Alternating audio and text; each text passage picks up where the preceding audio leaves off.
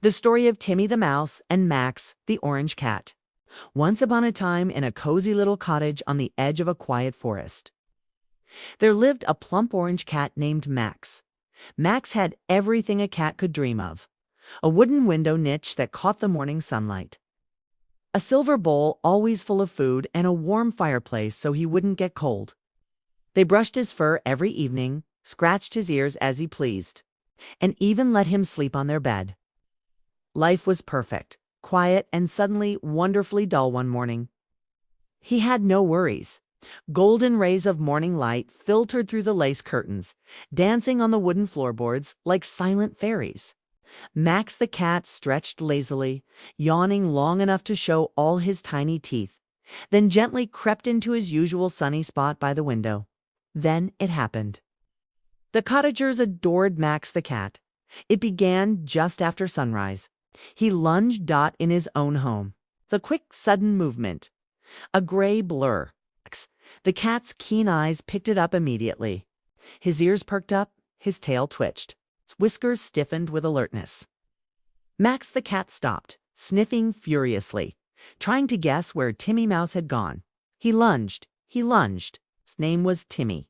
He wasn't just any mouse, he was small, curious, and often too brave for his own good. Max the cat tried to catch up with him, but suddenly collapsed onto the sofa, shouting, "Sir!" Timmy Mouse ducked under carpets, slipped through keyholes, and even used a spoon as a slide to escape the kitchen table. Max the cat pursued him with ferocious determination, knocking over a flower pot, knocking over table legs, and almost getting caught in a curtain. Timmy Mouse had only entered the cottage for a crumb of bread he'd smelled in the garden. But now he was in deep trouble. There he was again, dashing from behind the bookshelf, sprinting across the floor, and disappearing behind the kitchen cupboard. Max the cat's chest rose and fell as he caught his breath. Timmy the mouse peered out from behind the clock on the wall and smiled faintly. He hadn't caught anything in months, lest you count the occasional fly or dust mite. But neither Max the cat nor Timmy the mouse gave up. The chase continued faster, bolder, and smarter with every turn. But this was real prey. His instincts were awakened like a lion in the jungle. "A mouse," Max the cat whispered to himself, his eyes narrowing with interest.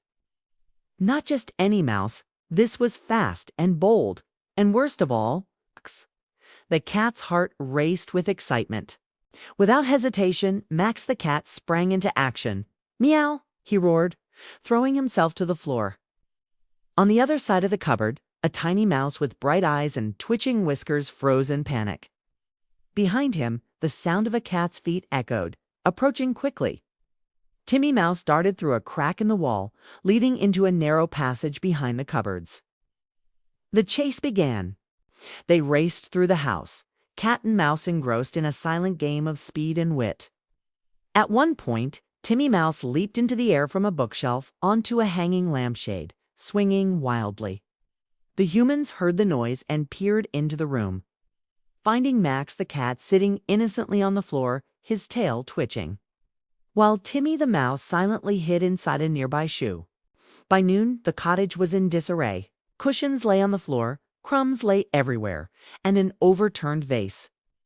As the sun set, Max the cat and Timmy the mouse found themselves resting in opposite corners of the living room. This was no ordinary day, and this was no ordinary mouse. Little did they know that this wild chase was only the beginning of a much bigger adventure, one filled with secrets, danger, and unexpected friendships.